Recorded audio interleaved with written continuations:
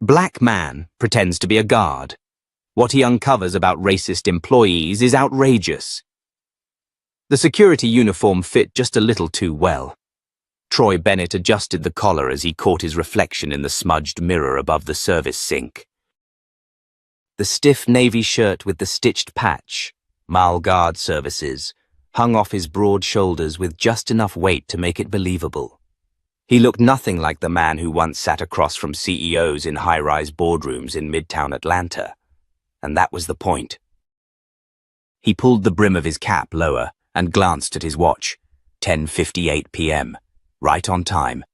2 nights ago, he signed himself on as Marcus Reed, night shift security at Brookview Galleria, a sprawling upscale shopping plaza nestled in one of Atlanta's most polished suburbs. Designer outlets, boutique jewelry stores, valet parking. The kind of place that served organic lemonade samples in champagne flutes. The kind of place where being black meant being followed instead of greeted. Troy knew it well. He had bought the property through his holding company 4 years earlier, quietly, without public attention. The staff didn't know. Corporate didn't know. Most people didn't even know the plaza had changed ownership. And that anonymity had protected him. Until now. In the past 6 months, complaints from tenants and workers, mostly people of color, had started pouring in. Harassment, wage theft, denied access, ignored reports. His legal team had flagged some of them. But what bothered him was what didn't show up. What never reached HR. One anonymous email read, "They smile at you upstairs, but downstairs we're choking." Troy didn't believe in fixing a leak from the penthouse. You had to crawl into the pipes. So now, here he was. A fake resume, a burner phone. A new name, and a mop closet turned locker room. The radio on his shoulder crackled. "Marcus, west stairwell camera's glitching again. Do a sweep." "Copy that," Troy replied, voice steady, low. He walked the long back hallway past the delivery docks. The scent of bleach mixed with the faint smell of grease from the food court. Each step echoed against the tiled floors. He passed closed security doors, faded posters reminding staff about customer courtesy, and metal lockers that hadn't been cleaned in years. As he turned the corner, he slowed down. Voices. He hovered just out of view behind the vending machines. Around the bend, he could see 3 employees sitting on overturned crates near the janitor's supply closet. Riley Hart, head of guest services, was laughing too loud. His clipboard rested on his lap like a badge of power. Next to him, Danny, a stockroom lead, nodded along, his laugh forced.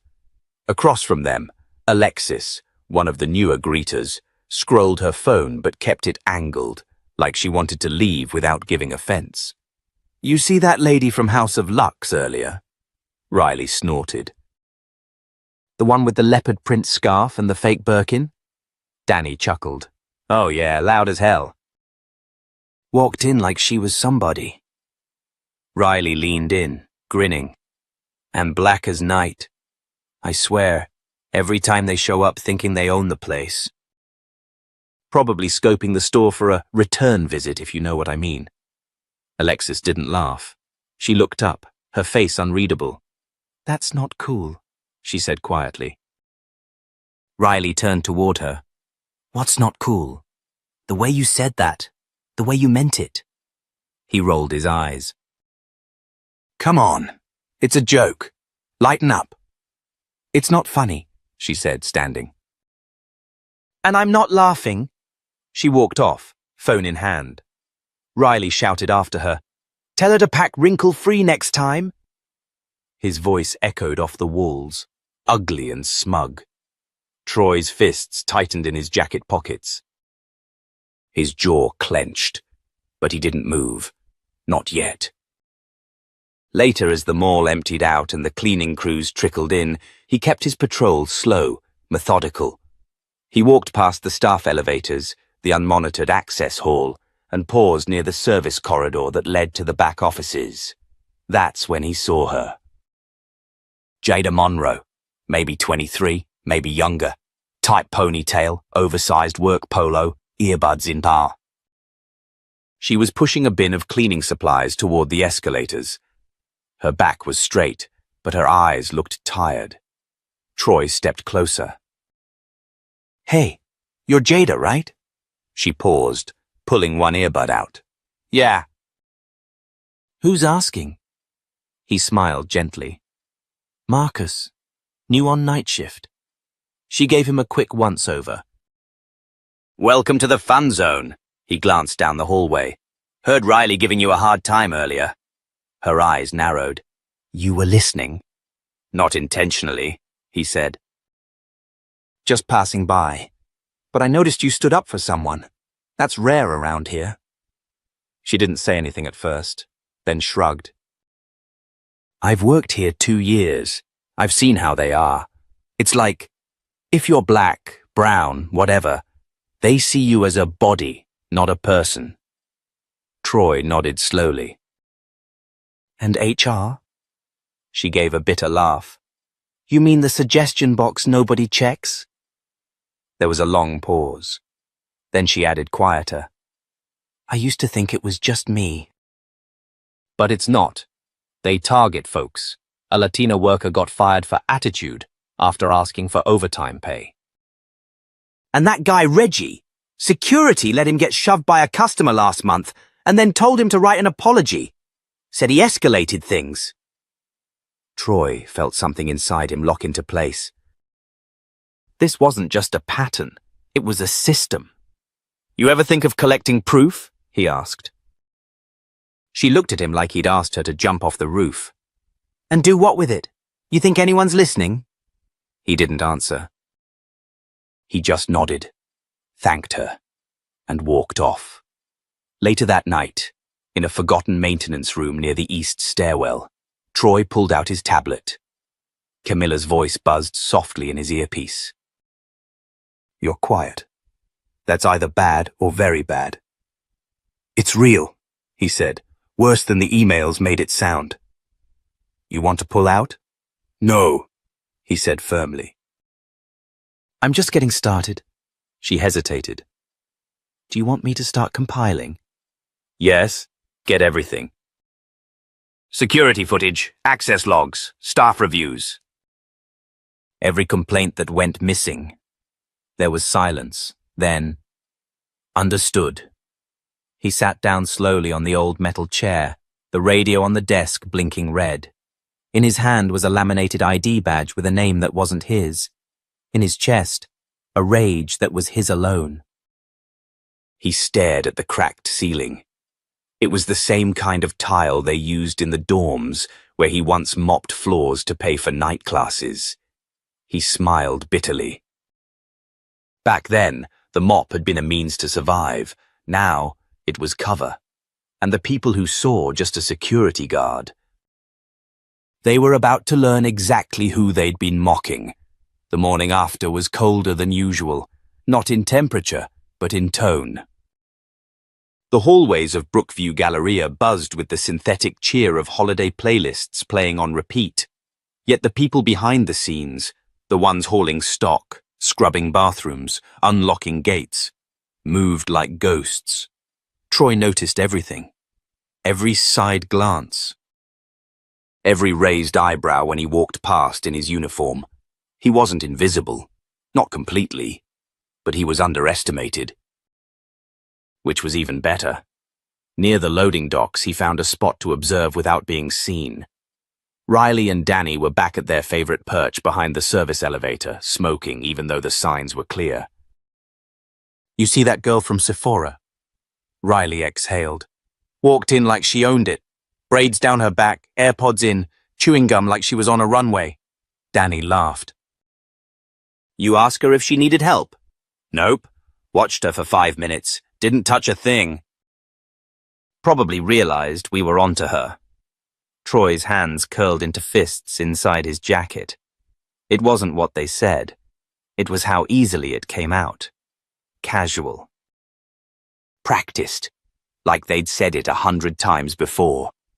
Then a new voice chimed in, low but tense. You're talking about people like they're animals. It was Alexis again. She stood with her arms crossed, her eyes hard. She looked small next to the two men, but she didn't back down. Danny smirked. Relax, no one said anything racist. You didn't have to, she replied. I know exactly what you meant. Riley took a step forward, pretending to smile. Let me give you some advice, Lex. You want to keep your job. You learn to blend in, otherwise the system swallows you up. She didn't blink. Maybe it's time someone choked the system. Troy almost stepped in. Almost. But he needed to see how far they would go, and who would stand. Riley stared her down, then turned to Danny. Let's get out of here before she files a complaint over bad vibes. As they walked away laughing, Alexis exhaled and leaned against the wall. Troy walked up slowly. You okay? She jumped, then relaxed. Marcus, yeah. You ever feel like you're breathing in smog and pretending it's air? He nodded. Every day. She studied him for a moment, then said, You're new, but you get it. Most don't. He didn't respond. Instead, he reached into his pocket and handed her a slip of paper with a number written in blue ink. What's this? Someone who listens. Not HR, not this place. Someone who actually gives a damn. She looked at him, suspicious but curious. Why? Troy hesitated. Let's just say I've been watching this place longer than they think. That night, Troy met Camilla behind the closed shutters of an empty storefront. She was dressed like a yoga instructor, hair pulled into a bun, tote bag slung over her shoulder. She looked like every upscale shopper in Brookview, which was intentional. I started digging into Riley, she said without preamble. Guess what? 2 former jobs. 2 lawsuits for hostile work environment. Settled both. Let me guess, Troy said. References intact? Glowing. I also found payroll anomalies. People of color, especially in night staff, are consistently assigned fewer hours, even with better performance reviews. Troy exhaled. And nobody talks about it. No, she said. Because the system is designed to make silence feel like safety. He handed her a flash drive. Security feed from the West Hall. Also audio from behind the docks. It's bad. She took it without looking. Worse than expected? Troy looked away. Familiar. The next day, he got lucky. He was stationed by the north entrance, near the rotating boutique displays. Around noon, he spotted Jada being waved over by an older woman, Mrs. Pennington, a longtime store owner who barely acknowledged staff unless they were white, young, and smiling. Miss Monroe, she called, overly sweet. I found a smudge on the glass outside. Mind handling it? Jada glanced at the storefront. There was no smudge. Yes, ma'am, she replied, tight-lipped. As Jada walked away, Troy followed from a distance. She rounded the corner and set down her supplies a little too hard. You good? He asked. She turned to him, annoyed. You ever get tired of pretending none of this is happening? All the time, he said. She shook her head. And you just take it? No, he said. I study it. Before she could respond, a loud voice echoed from inside. What do you mean you're out of my size? I just saw her walk in with something in a 6. It was a customer, a tall white woman in expensive workout gear, screaming at a young employee. Her face was red, her tone sharp. I can check in the back, the employee stammered. You people are unbelievable, the woman snapped. Jada and Troy arrived at the same time. Jada instinctively stepped in. Ma'am, please lower your voice. The woman turned on her. You work here? I do. And I'm asking you to calm down or leave. The woman scoffed. Unbelievable. First you can't find clothes, now you're lecturing me. I'll have your job. Jada's face didn't move. You can file a complaint at the information desk. Troy stood behind her, quietly activating the audio recorder in his walkie. The woman huffed and stormed off. Troy looked at Jada. You didn't have to do that. She shrugged. Neither did you, but here we are. That night, Troy replayed the audio in the back room. Camilla listened with her arms folded. She's brave. She's tired, Troy corrected. But yeah. She's brave. Camilla leaned in. I've got something for you. HR logs. Guess who filed the most internal complaints in the last 18 months? Let me guess. Jada. She was written up twice for attitude. Never promoted. Never even interviewed. Troy sat back in the chair, staring at the blinking feed from the security cams. What's the endgame, Troy? Camilla asked. He didn't answer right away. They see a guard, he said finally. Someone invisible. Someone harmless. He leaned forward. Let's show them what invisible looks like when it fights back. By the third night, Troy knew which cameras had blind spots and which corridors swallowed sound. He had memorized the shift schedules, the janitor's routes, the security team's laziness. Most importantly, he knew where the ghosts of silence lived.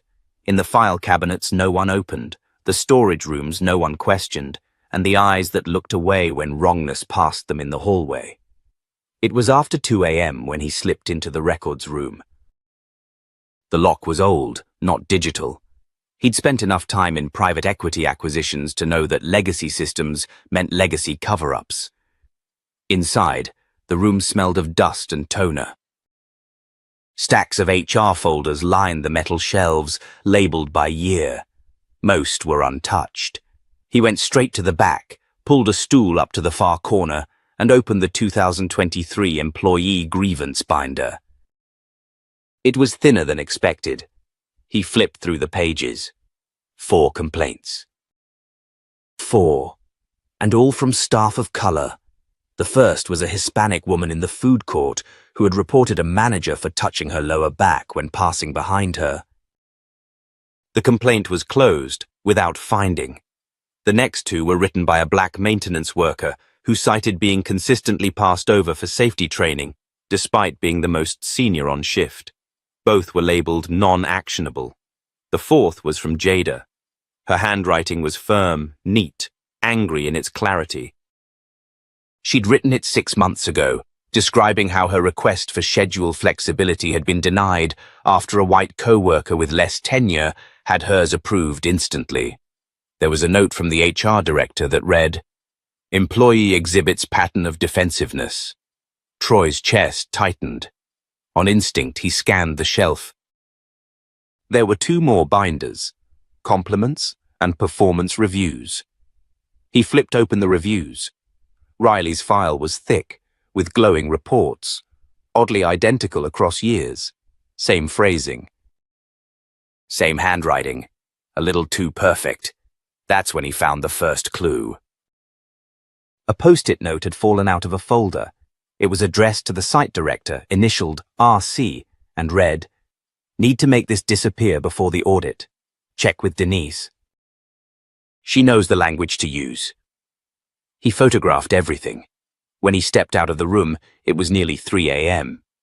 He passed the security desk, where a young man named Victor sat playing Candy Crush, feet up, oblivious. "You're not supposed to be on camera loop," Troy said casually. Victor jumped, straightening. "Oh, hey Marcus." Yeah, the East Wing was quiet. Troy nodded and walked on, storing the detail away. That's why some nights had gaps. Security was asleep at the wheel. Back in the break room, he found Greg sipping from a chipped coffee mug. The older maintenance worker barely looked up as Troy entered. "You don't sleep, do you?" Greg said. Troy shrugged. "Comes and goes." Greg leaned back, his eyes tired. "Used to be this place had standards. before the last management team got swapped out. Now it's a free-for-all. You seen things? Troy asked. Greg laughed, low and bitter. Seen things? I could write a book. I watched them push out 2 good people for questioning payroll errors. Watched Riley get promoted after someone else did all the work on the tenant reorg. I watched security ignore a fight because the one bleeding didn't fit the customer profile. You name it. Why stay? Greg didn't answer for a moment. Then he said, because there are still people worth showing up for. The young ones. The ones who haven't given up yet. Troy nodded, then pulled out a photo from his jacket. It was grainy security cam footage. Jada stepping between a guest and a screaming woman.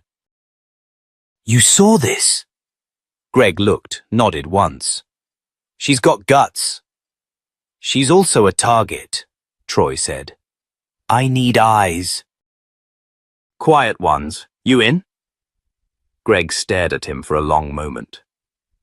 You're not who you say you are you? No, Troy replied. But I am who I need to be. Greg cracked a tired smile. Good enough for me. That day, Camilla called with new findings. Found Riley's old email backups. The guy's been working with someone on the outside, a developer named Brad Simcoe. He's been pushing to buy up minority-owned storefronts, offering pennies on the dollar. Guess who's been leaking tenant financials? Riley, Troy said. Bingo, she confirmed. Also, there's a folder marked Internal Influence Strategy. Basically, Riley's been fabricating complaints against specific workers to pressure turnover, clearing out anyone who speaks up. Start linking the dots, Troy said. Names, dates, impact. I want a pattern that can't be denied. That evening, Troy staged a test. 2 actors entered the plaza at different times. 1 black, 1 white. Both dressed similarly, both asking to access a restricted hallway claiming to be vendors. The white man was waved through in seconds. The black man was stopped, questioned, and told to wait. The whole thing was captured on a hidden body cam. Troy played the footage for Camilla in the hidden command center they'd set up in a storage closet. You ready to release this? She asked. Not yet, he said. But soon. Then what? Troy didn't blink. Then we stop being shadows. He looked up at the screen where Jada was cleaning the West Wing floors alone. On another, Riley was laughing in the guest services office, typing on his phone. Troy leaned forward, his voice like steel. It's time they see who's really watching. Monday morning at Brookview Galleria looked like a postcard. Sunlight spilling across polished walkways, Christmas decorations glinting above sleek storefronts, and baristas greeting customers with forced cheer. But beneath the surface, the air felt thick with something else. Like the building knew a storm was coming. Troy, still in uniform, stood by the second-floor mezzanine near a hidden camera he'd installed the night before. His phone buzzed in his pocket. Camilla's text flashed across the screen. Simcoe's team is pressuring 2 more store owners to sell, both black-owned, both flagged by Riley last month. We have email proof. He pocketed the phone, scanning the floor. Then he saw her. Jada, pushing a cart of cleaning supplies, was heading toward the escalator when 2 mall managers stopped her. Tiffany, the new operations assistant, and Caleb from tenant relations. Miss Monroe, Tiffany called, overly pleasant. Could we have a word? Jada paused. Sure. What's up? Caleb stepped in, looking anywhere but her face. There's been an internal issue flagged regarding a possible misplacement of store vouchers from last week. What? Jada blinked. What vouchers? Your name was listed as someone with access to the secured drawer, Tiffany said, her voice clipped. I've never touched that drawer, Jada said, louder now. And I didn't even work that shift. We're just gathering information, Caleb mumbled. Troy walked toward them, calm and deliberate. Something wrong here? Tiffany glanced at him, unimpressed. Nothing you need to worry about, security. She's being accused of stealing, Troy said flatly. That's always my concern. Tiffany stiffened. It's a misunderstanding. Sure it is, Troy replied, locking eyes with her. Then you won't mind if we review security footage from that night? There was a pause. Caleb cleared his throat. That won't be necessary. Jada folded her arms. Actually, it will. Tiffany tried to regain control. Let's not escalate this. We'll talk with HR first. Jada nodded slowly. Fine, but I want it in writing. As they walked away, Troy leaned close. That was coordinated. I know, Jada said. They want me out. They just gave us a window. That afternoon, Camilla uploaded everything they had into a private server. Audio files, body cam footage, employee interviews, falsified HR records. Troy reviewed every piece like a detective putting together a murder wall, but the final piece didn't come from tech. It came from Greg. He handed Troy a crumpled envelope in the break room later that night. Found this cleaning out a maintenance locker. Belonged to Sam, guy who worked here before me, quit last year. Troy opened it carefully. Inside were handwritten notes, dates, names. A pattern. Every employee who had spoken up about discrimination had either been pushed out, written up, or suddenly restructured. The ones who replaced them, almost exclusively white hires, many with connections to Simcoe Properties. Troy sat back, stunned. Sam had been building the case before him, and no one listened. Now they would. That evening, he returned to the mezzanine and waited. He had asked Jada to meet with the woman from HR, Denise Fletcher, in the break room. The cameras were ready. The mic hidden in Troy's badge was live. I don't feel safe here anymore, Jada said as she sat across from Denise. I've been followed, written up for things I didn't do, and now you're accusing me of theft. I'm not accusing you, Denise said, putting on her best professional smile. We're trying to understand patterns of behavior. Maybe it's just a mismatch of expectations. Or maybe you're protecting Riley and his people, Jada said bluntly. Denise's smile tightened. That's not appropriate. What's not appropriate, Jada said, leaning forward, is that the only people being investigated are the ones who look like me. The silence buzzed.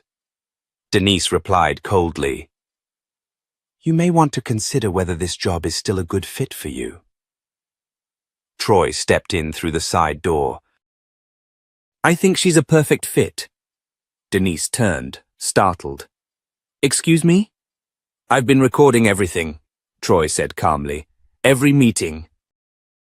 Every conversation. Every time you threatened someone under the table. You're just security, Denise snapped. Troy smiled faintly. Not exactly. He turned to Jada. Thank you. You don't need to say anything else tonight. Denise stood up. This is illegal. No, Troy said, stepping closer. This is justice. Denise left the room in a huff, but her face was pale. She knew something had shifted. And she wasn't wrong. Later, in the hidden command center, Troy reviewed the footage with Camilla. She's done, Camilla said. She's just the start, Troy replied. Greg walked in, carrying 2 cups of vending machine coffee. Thought you could use this. Thanks, Troy said. Greg sipped his own, then asked, When are you going to tell them who you are? Troy looked at the screen where Jada sat alone, head in her hands, trying to hold herself together. Soon, he said, but not until they understand what they've really been fighting. He stood, turning to the screen where Riley was laughing with a group of managers in the courtyard, oblivious. I want them to see the system they built fall right in front of them, Troy said. Greg smiled. You've got the hammer. No, Troy said quietly. I've got the truth. And that hits harder. The fake theft accusation didn't disappear. It metastasized. 2 days after Jada's meeting with HR, her schedule was cut.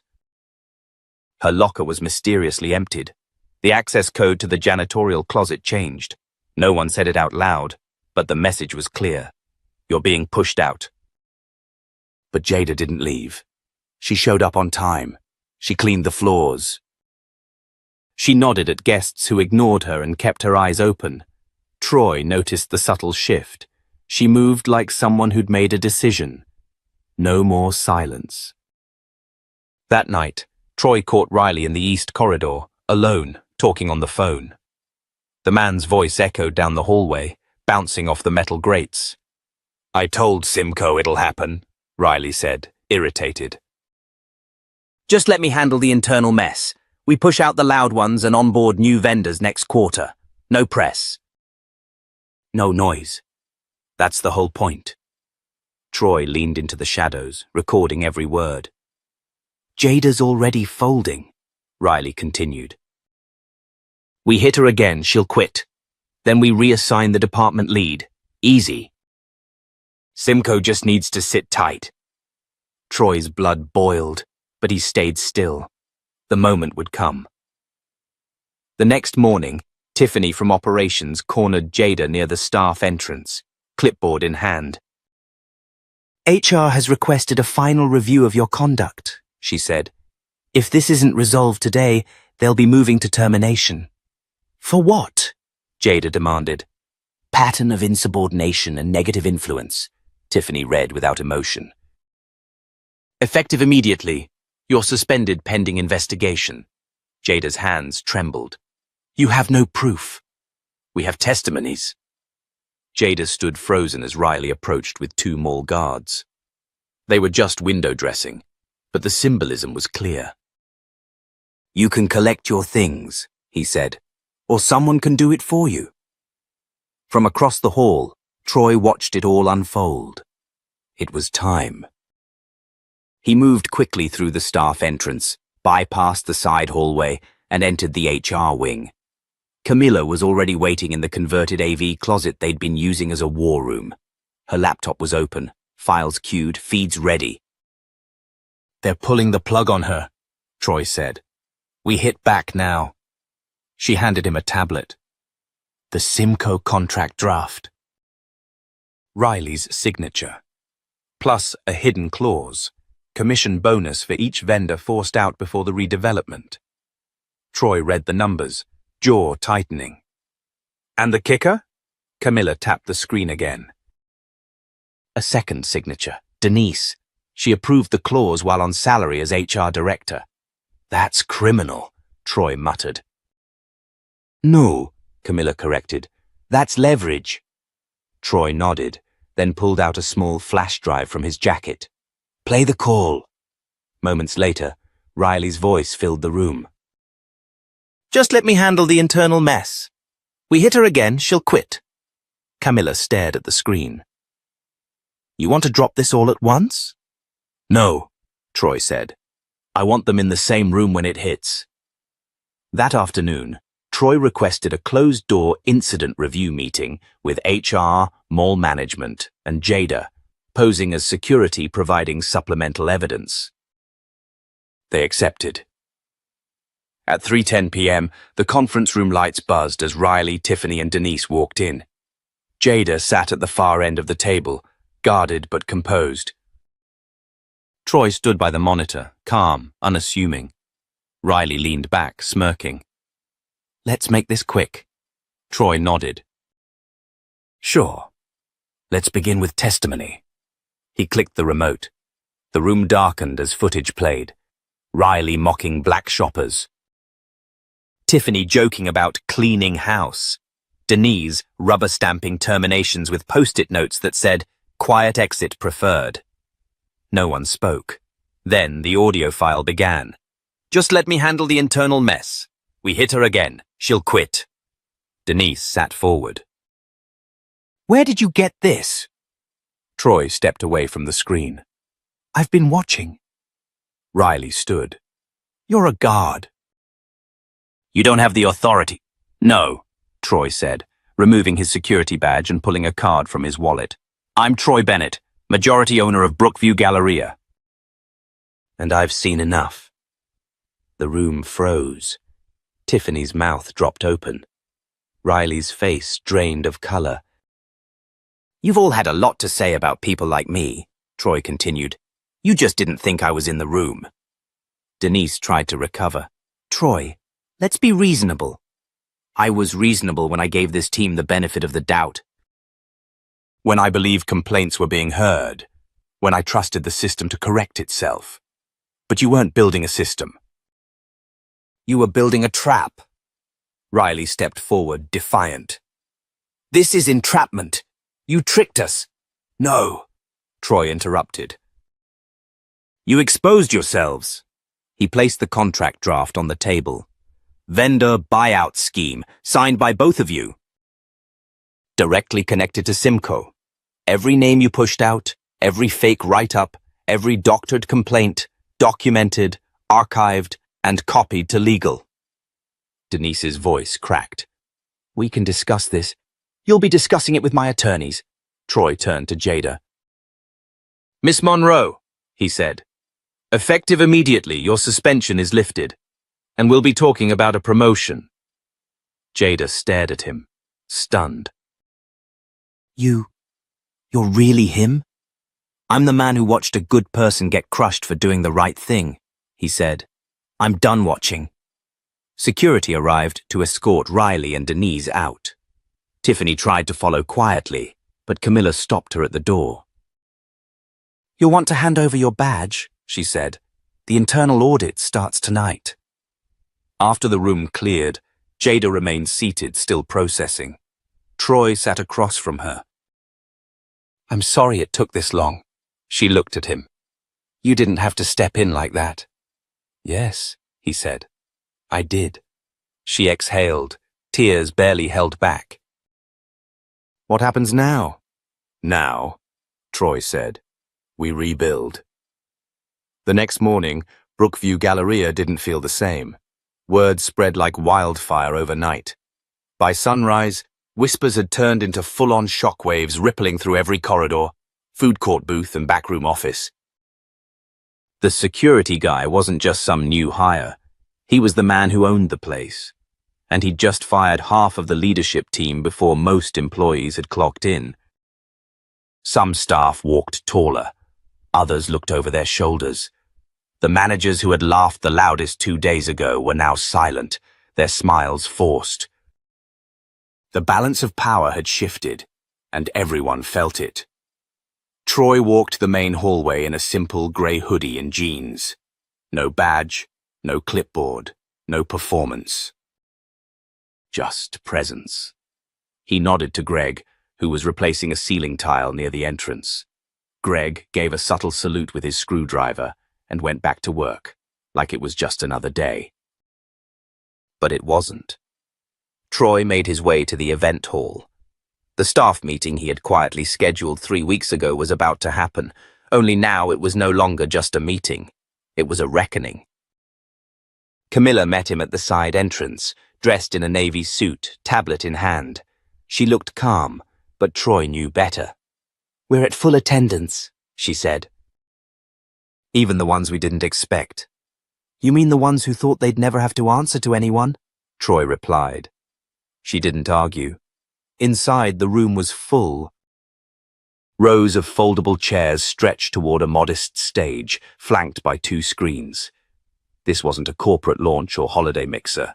There were no pastries. No motivational slogans, just raw anticipation. Jada sat in the front row, next to Alexis and Greg.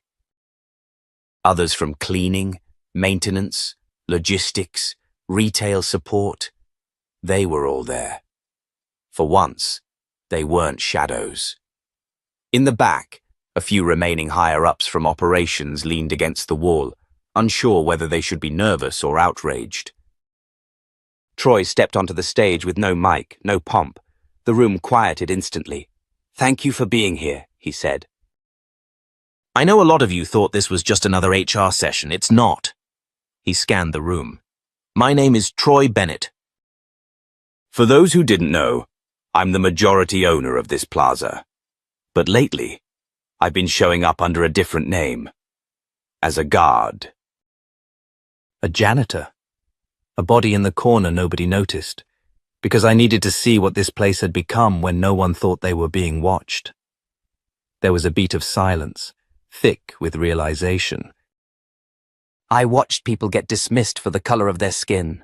I watched hard-working staff ignored, while lazy ones with the right zip code got promoted. I saw surveillance used to protect the powerful and silence the rest. I saw what you've all been surviving. He paused, letting it sink in. Some of you stood up. Some of you stayed quiet because you didn't think anyone would believe you. And I don't blame you, because this place taught you to disappear. He turned to Camilla, who tapped her tablet. The screen behind them lit up with footage. Riley mocking employees, Denise shredding complaints, Tiffany redirecting complaints into digital limbo folders labeled non-actionable. Murmurs filled the room. Some gasped, some turned pale. A man in the third row stood up. That was me in that video. I filed that report. Troy nodded. And now it's unburied. The crowd stirred, shifting from shock to something deeper. Validation. This, Troy continued, isn't a witch hunt. This is a mirror. If you see yourself and you don't like what's looking back, this is your chance to change. A young woman in maintenance raised her hand. What about the people who helped cover it up? Are they still here? Troy didn't dodge. Some are. Not for long. From the side, Camilla stepped up with a stack of sealed envelopes. One by one, she began handing them out to staff in the front rows. What are these? Someone asked. They're invitations, Camilla said, to join the first ever Brookview Employee Advisory Committee. Real power, real voices. No titles required. A few people clapped, then more joined in. It wasn't just polite applause, it was honest, rising energy. The kind that fills lungs with air you forgot you were holding. Troy raised a hand to settle the room. This plaza has my name on the deed, but it only matters if that name stands for something. So from now on, every policy, every promotion, every decision that impacts people's lives will include the people doing the work. A man in a suit at the back finally spoke. And what about those of us in leadership? Are we just out? Troy looked at him, then shook his head. Not if you're willing to earn your spot like everyone else. But if you're here for status, not service, you should leave now. There was silence. Then someone stood up. Alexis, I've been here 3 years. I've never felt seen. Not until this week. So if this is real, then I'm in. And if it's not, at least someone finally said the truth out loud. The room broke into applause again, louder this time. The kind that doesn't just fill a space, it lifts it. Troy stepped down from the stage and walked back into the crowd. No entourage. No separation. Just another man among the people. As he passed Jada, she grabbed his arm lightly. You didn't just expose them, she said. You gave the rest of us a reason to stay. He looked her in the eye. You gave me a reason to fight. That night, as the plaza lights dimmed and the stores closed, a new sign was installed above the staff entrance. It read, "Respect starts here, simple, direct, true." And inside, for the first time in a long time, the silence didn't feel like fear. It felt like peace. The plaza felt electric. It had only been 48 hours since the meeting, but the tone of the entire complex had shifted. Staff walked with more confidence. Conversations that used to be whispered in break rooms now echoed boldly through corridors. Some of the tenants even started asking questions. Real questions about how decisions were made and why certain people had never been invited into the room. But the calm didn't last long. At 9:32 a.m., Troy received a text from Camilla. Simcoe's lawyer just sent a cease and desist. They're panicking. He was sitting in the newly opened staff lounge, a space that used to be a forgotten storage room. Now it had warm lighting, new chairs, real coffee, and the quiet hum of something precious. Dignity. Troy stood up, buttoned his blazer, no more uniform, and headed for the top floor. Camilla met him outside the temporary conference room with a folder in hand. They're coming after you personally, she said. Simcoe claims you broke contractual privacy. They want arbitration, maybe even civil charges. Troy opened the folder and skimmed the documents. Desperate move. Classic misdirection, Camilla said.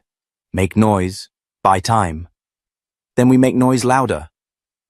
At noon, Troy called a press conference, not in the lobby, not in the boardroom, but out by the old loading dock.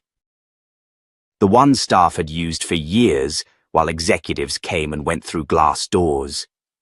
Now, folding chairs lined the concrete, a podium stood under string lights, and reporters buzzed with curiosity. When Troy stepped up to the mic, his voice was clear, unflinching. Some of you have seen the stories, he began. The firings, the footage. The faces behind the abuse. What you haven't seen is the cost. He paused, scanning the crowd. The cost of staying quiet. The cost of pretending. The cost of walking past injustice because you think it's not your fight. Well, it was my fight. Not as a CEO, as a man who wore a uniform and got ignored, as a son of a mother who cleaned floors in silence. As a human being. He stepped back as Camilla clicked a remote. A new video played. This time it wasn't just mall footage. It was testimony. Jada, speaking about her suspension. Greg, recounting the erasure of his former colleague Sam. Alexis, admitting she almost quit twice after being belittled on shift. Each voice layered over the next, not dramatized. Just honest. The video ended with a shot of Troy himself, mopping a hallway on night one, a timestamp blinking in the corner. When he returned to the mic, he let the silence sit. Simcoe Properties wants to shut this down. They think filing lawsuits will bury the truth, but they didn't count on what happens when people stop being afraid. He pointed toward the staff gathered behind the cameras. They stood up. Now it's your turn. The press erupted with questions. Some focused on the lawsuit. Others asked about future plans. But one question cut through. A young journalist with tight curls and sharp eyes asked, "Are you afraid this will hurt your reputation as a businessman?" Troy didn't flinch. If telling the truth hurts my reputation, then it's not a reputation worth keeping. By 3 p.m., the press conference footage had already gone viral. Hashtags trended nationwide. Local news dubbed it the guard who owned the building. Even national outlets picked it up, calling it the quiet revolution at Brookview. But not everyone was cheering. In a corner office uptown, Alan Simcoe threw a copy of the cease and desist letter across his desk. "This is chaos," he barked into the phone. "He humiliated our entire strategy." His legal aide responded weakly. "We didn't anticipate the footage." "We didn't anticipate a janitor turning into a media darling," Simcoe snapped. "I want his board stripped. I want that plaza frozen until we regain leverage." "Sir, we may not have leverage anymore." Simcoe stood, pacing. "Then we make some." Back at Brookview, Troy met with the advisory committee, newly formed, already active. They sat around a long wooden table in a refurbished tenant lounge. Jada, Alexis, Greg, Ava from tenant services, and Jordan from retail security. Troy leaned forward. "They're coming harder now." "We're exposed, so the question is, do we double down?" Jada was the first to answer. I'm not going back to pretending. Whatever it takes, I'm in. Greg nodded. They had years to fix this. Now it's our turn. Ava added, Let's build something they can't tear down with a letter. Camilla entered, sliding a thick binder onto the table. Then you'll want to read this. Internal audit is complete. The damage goes deeper than we thought. Troy opened the binder. Inside were graphs, reports, and one particular list he couldn't ignore. Blacklisted employees, names, dates. Reasons like uncooperative, non-compliant, and excessively outspoken. Each one had been marked in red. Troy closed the binder. Time to call them back. What do you mean? Alexis asked. I mean the ones they pushed out, he said. The ones they tried to erase. We bring them in. We give them a voice. And we let the world see what redemption looks like. Jada smiled slowly. This place is never going to be the same. Troy nodded, fire in his eyes. That's the point. 3 weeks later, Brookview Galleria didn't just look different. It felt different.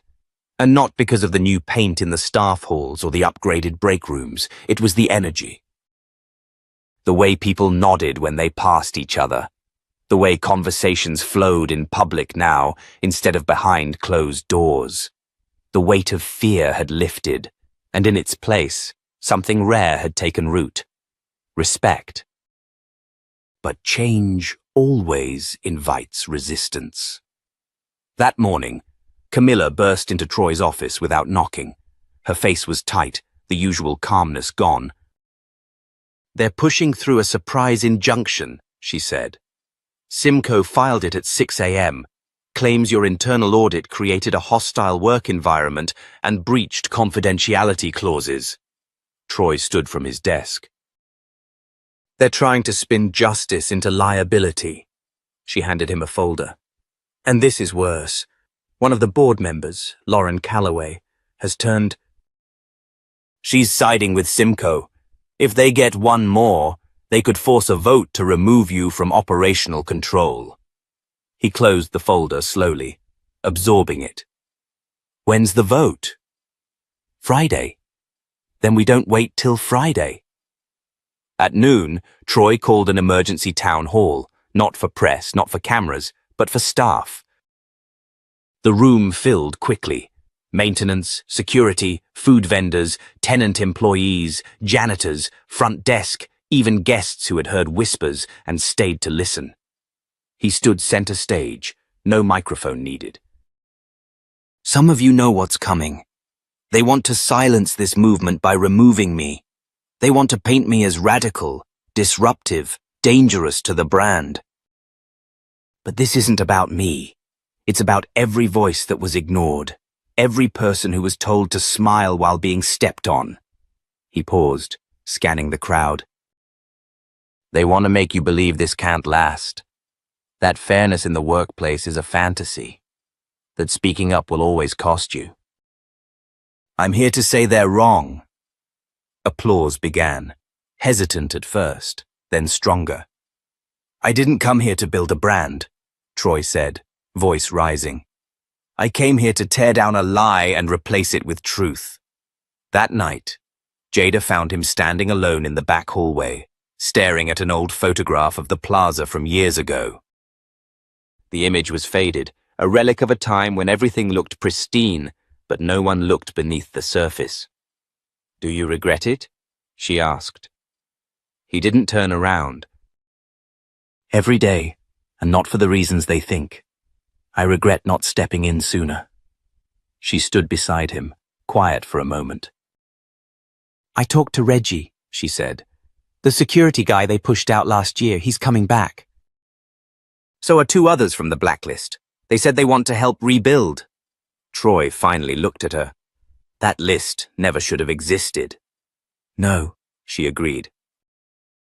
But now it won't again. The following morning, the board meeting was held in a sleek glass room on the 14th floor. 12 members circled a long mahogany table, each with a tablet, each flanked by legal counsel. Simcoe arrived in a navy suit, smug, his own lawyer seated beside him. Lauren Calloway sat stiffly, eyes glued to her notes. Troy walked in last, alone. "Let's begin," Simcoe said, without ceremony. "We're voting to remove Mr. Bennett from operational authority due to breach of contract and failure to protect investor interests." Before anyone could speak, Troy held up a hand. "No," he said. "Before you vote, you'll want to see this." Camilla, waiting outside, stepped in and placed a tablet at the center of the table. It played immediately. A series of video testimonials began. Not dramatic, just real. Jada describing her suspension. Greg talking about erasure. Reggie revealing how he was blacklisted. Alexis explaining what it felt like to be followed in her own workplace. Then tenants, then guests. Then a former HR assistant confessing the internal code used to hide reports. C4, meaning contain and forget. And finally, footage of Simcoe himself, at a dinner, recorded legally by a former partner, bragging about flipping minority-heavy plazas for profit by cleaning house. The silence in the room was volcanic. Troy stepped back. "If you vote to remove me, make no mistake. You're voting to reinstate that man and everything he represents." Calloway looked away. One by one, the votes came in. 11 said no. Simcoe, red-faced, stood and slammed his folder shut. "This is a circus." "You'll regret backing him." Troy met his eyes. "I already regret trusting people like you." Security waited by the door. Simcoe tried to push past, but was blocked. "You'll hear from my lawyers," he snarled. "You'll hear from history," Troy replied. Later that afternoon, the plaza held its first official equity forum. Not behind a curtain.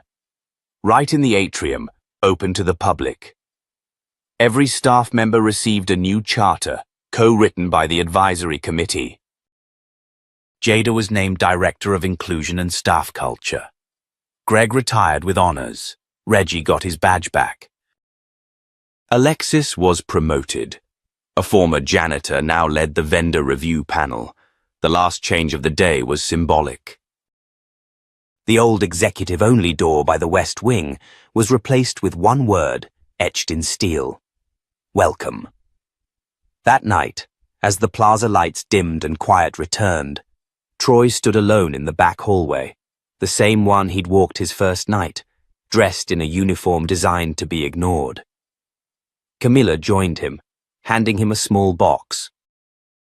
"What's this?" he asked. "Something you left behind." He opened it. Inside was the original name badge, Marcus Reed. He smiled. "Keep it," she said, "in case you ever need to remind them what real leadership looks like." He slipped the badge into his pocket and looked out across the empty plaza. "They thought this was about one man," he said, "but it was always about many." She nodded. "You ready to breathe?" "Not yet," he said. "There's another plaza across town. Same complaints, different uniforms." Camilla raised a brow. "You going undercover again?" Troy chuckled. "I'll leave the mop at home this time. But yeah, we're not done." As they walked off together, the camera panned back, capturing the new signage above the staff entrance. "This place belongs to everyone who refuses to be invisible." And just below it, in smaller print, "Courage doesn't wear a title. It just shows up." If this story moved you, don't let it stop here. Like, share, and subscribe, because these stories reflect the real world we live in. And if we want change, we have to keep these stories alive. Until next time, keep showing up.